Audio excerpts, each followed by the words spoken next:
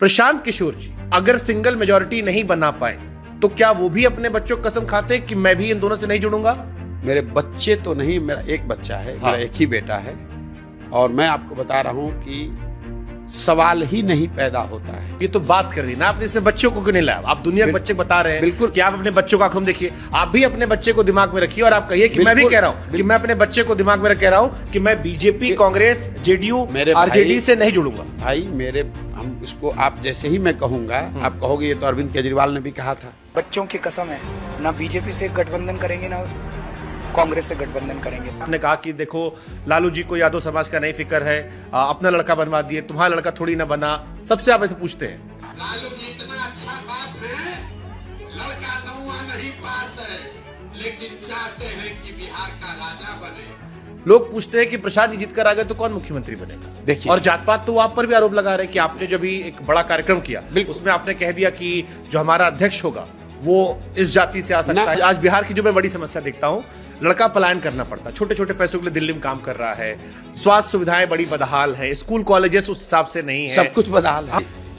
अब ये कैसे बदल जाएगा? आपकी सरकार मान लीजिए बन भी गई, जैसे फिर मैं केजरीवाल जी को लाऊंगा। बिहार में पूंजी की उपलब्धता को ठीक कर दिया जाए तो बहुत बड़े पैमाने पर डिस्ट्रेस माइग्रेशन को रिवर्स किया जा सकता है। ये बात आप नीतीश जी को क्यों नहीं समझा पाए? अब जनता पूछती है कि जनस्वराज में टिकट पाने का क्या आधार होगा? बहुत सारे यूट्यूबर्स थे जो मुझसे कहे कि प्रशांत जी ने कहा था कि सारे यूट्यूब पत्रकारों को बचा लेंगे, कोई केस हुआ, बाद में भुला गए। अब वो कह रहे हैं कि हमको डर लग रहा है कि प्रशांत जी के इर्द गिर्द बड़े बड़े अधिकारी रहते हैं, हम लोग को डर है कि जो युवाओं में उम्मीद थी कि झंडा हम बुलंद किए, टिकट नेताजी का लड़का ले जाएगा।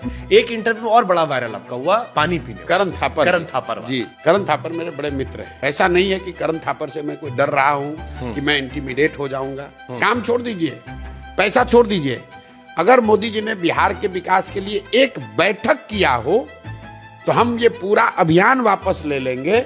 मोदी जी का, नीतीश कुमार का ही झंडा लेकर घूमेंगे। आप 19 में तो हम नहीं आए थे, तब तो मोदी जी प्रधानमंत्री थे नहीं। लार्जर देन लाइफ तो आपे बना दिए ना। ठीक है भाई, हो गया। मान लीजिए हमसे गलती होगी तो प्रायश्चित भी हम ही कर रहे हैं, फिर नीतीश जी को बनवा दिया, धूल हम ही फांक रहे हैं। नीतीश जी को तो फिर बनवा दिया।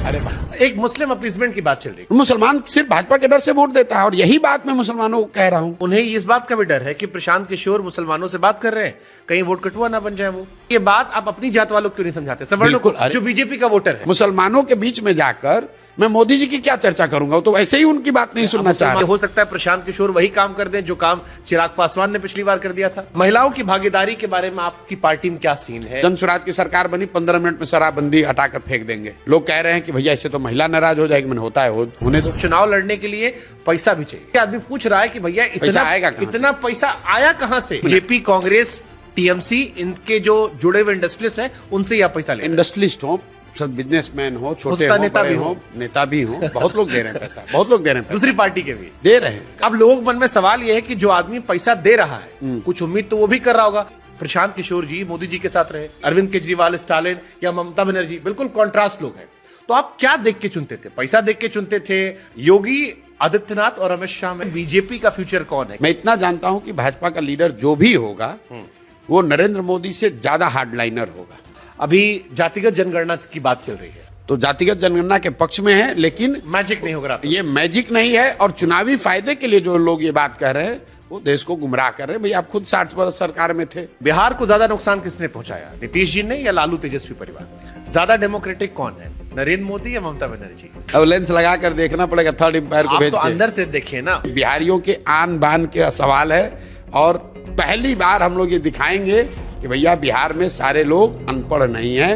जो गंजी के शर्ट के ऊपर गंजी पहन ले वही नेता बिहार का नहीं है। अब की बार प्रशांत किशोर की सरकार अगर 130-40 सीट आई तो मैं उसको अपनी बहुत बड़ी हार मानूंगा। अर्श पर या फर्श पर, बीच में नहीं मरेगी।